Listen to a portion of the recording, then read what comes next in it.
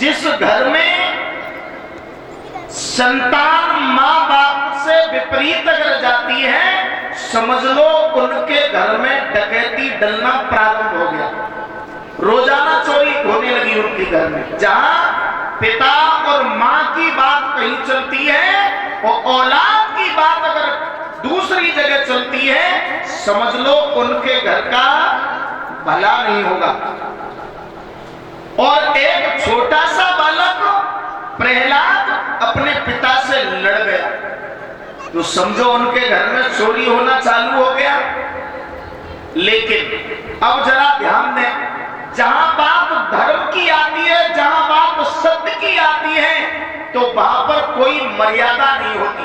अगर पिता भी धर्म के विरुद्ध जा रहे हैं तो बेटे का हक कहता है, क्योंकि जरूरी नहीं होता कि महाराज पिता बहुत बड़े विद्वान हो और बेटे कुछ नहीं जानते हो, ऐसा भी हो जाता है। और बेटे विद्वान हो जाते हैं, पिता नहीं कुछ जानते, तो बेटे का भी दायित्व बनता है, ये धर्म बनता है, ये फर्ज बनता है कि पिता को भी समझाना चाहिए। और वही हुआ। भक्त प्रहलाद ने देखा, मालूम जब पड़ा एक प्रजापति मैया के द्वारा कि पिता धर्म से विपरीत जा रहे हैं, स्वयं को भगवान मान रहे हैं, और भगवान तो एक ही है, कोई 10-20 भगवान तो है नहीं, भगवान तो एक ही है। अगर कोई स्वयं को भगवान मानता है ये तो गलत है, स्वयं में भगवान मानता है ये तो ठीक है, लेकिन खुद को भगवान मानता है ये गलत बात है। महाराज प्रहलाद को ज्ञान हुआ, पिता से झगड़ गए, जिससे हिरण्यकश्यप को मारने के लिए नरसिंह भगवान प्रकट हुए। भगवान के कुछ अवतार अल्प समय के लिए हुए, यानी थोड़े समय के लिए अवतार हुआ, काम किया, अंतर्ध्यान हो गए। और कुछ अवतार हैं जो अधिक समय के लिए हुए। महाराज हिरण्याक्ष का वध किया है और भक्त प्रहलाद को राजा बना दिया। और जब भक्त प्रहलाद को गोदी में लेकर के बैठे हुए राज गद्दी पर नरसिंह भगवान, तो प्रहलाद रोने लगे। और जैसे ही प्रहलाद को रोते हुए देखा, भगवान ने कहा तुम रो रहे हो? बोले हाँ प्रभु। बोले क्यों रो रहे हो?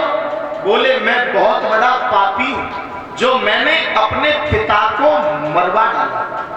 और मैंने सुना है, विद्वानों का मत है कि समय से पहले जिसकी मौत हो जाती है वो अधोगति में जाता है। मेरे पिता का तुमने वध किया है, मेरे पिता अधोगति में जाएंगे, मैं पापी हूं, इसलिए रो रहा हूं। भगवान ने मुस्कुराते हुए कहा प्रहलाद तुम नादान हो, तुम्हें ज्ञान नहीं है। भला हमारी गोदी में बैठे हो आप, और जो हमारे हाथ से वध किया है हमने, और वो अधोगति में जाएंगे, ऐसा कभी नहीं होता, वो तो हमारे धाम के लिए आ गए। जैसे ही सुना प्रहलाद ने कपोलों से शंख लगाया, वेद वेदांत का ज्ञान हो गया, एकदम से भक्त प्रहलाद मुस्कुराने लगे, हंसने लगे। भगवान बोले अब तुम हंस रहे हो? बोले हाँ। बोले प्रहलाद तुम छोटे हो, हंस रहे हो? 33 कोट देवी देवता आकाश में थर थर कांप रहे हैं, लक्ष्मी जी हमारे पास बैठती हैं, वो भी हमसे डर रही है हमारे इस विकराल भेष को देख करके, तुम्हें डर नहीं लग रहा? तो भक्त प्रहलाद ने बड़ा सुंदर जवाब दिया, प्रभु डर किस बात का? अपनों का डर नहीं लगता, अपनों का डर नहीं लगता। और ये बात भी सत्य है।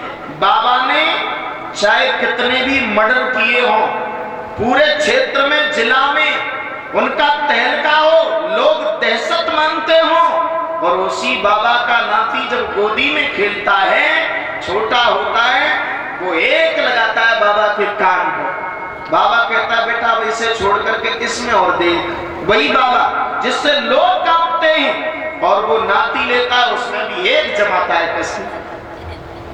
उसे डर नहीं है, उसे मालूम है ये मेरा बाबा है, ये दुनिया के लिए कुछ नहीं होगा, लेकिन मेरे लिए मेरा बाबा है, ये मुझसे कुछ नहीं कहेगा।